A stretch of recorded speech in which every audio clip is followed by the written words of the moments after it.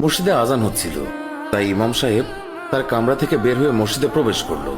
নামাজের জন্য তিনি প্রস্তুতি নিচ্ছিলেন। এমন সময় তিনি লক্ষ্য করলেন, প্রতিদিনের মতো আজকেও একটি বৃদ্ধা মহিলা মসজিদের সামনে ভিক্ষার উদ্দেশ্যে এসে দাঁড়ালো। বৃদ্ধাটি প্রতিদিন ভিক্ষা করতে আসে, অথচ সে একটি সচ্ছল পরিবার থেকে আসা। বিষয়টি ইমাম সাহেবের খুবই কৌতূহল উদ্রেক করল, আর সে কারণেই ইমাম সাহেব নামাজ শেষে বৃদ্ধা মহিলার কাছে আসলেন। ইমাম সাহেব প্রথমে সালাম দিয়ে জিজ্ঞাসা করলেন, আপনি ভিক্ষা করেন কেন? আপনার পরিবার তো খুবই সচ্ছল।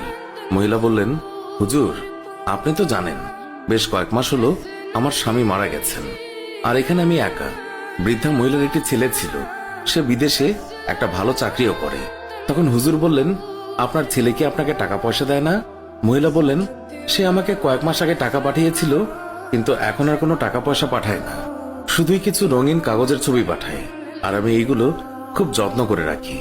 হঠাৎ করে টাকা পাঠানো বন্ধ করে রঙিন কাগজের ছবি পাঠায়, বিষয়টি হুজুরের কাছে খুবই খটকা মনে হলো।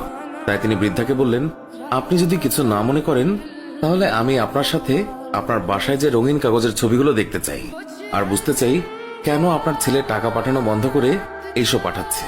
বৃদ্ধা মহিলা তখন হুজুরকে বাসায় নিয়ে গেলেন আর রঙিন কাগজের ছবিগুলো দেখালেন। হুজুর এগুলো দেখে তো অবাক, কারণ এগুলো হলো ডলার। প্রত্যেকটা নোটই হলো $1 একটি নোট।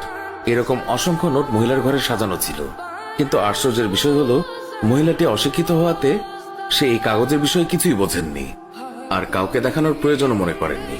অথচ তিনি নিজেও জানতেন না যে তার ঘরে কত টাকা সাজানো আছে। এই সম্পদ তিনি ঘরে রেখে চুমু খান, আর বাইরে কত কষ্ট করে ভিক্ষার টাকায় তার জীবন চলে।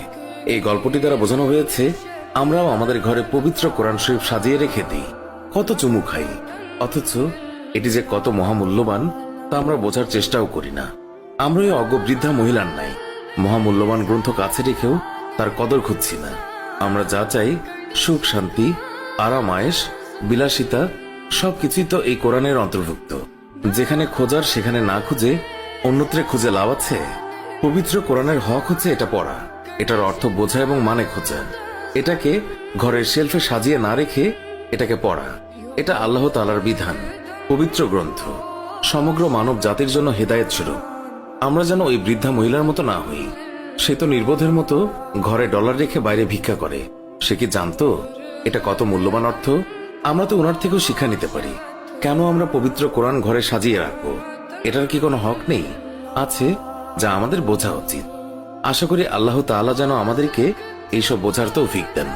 আমরা যেন কোরআনের যথাযথ হক আদায় করতে পারি এবং নিজেকে সেই হিসাবে গড়ে তুলতে পারি। আমিন।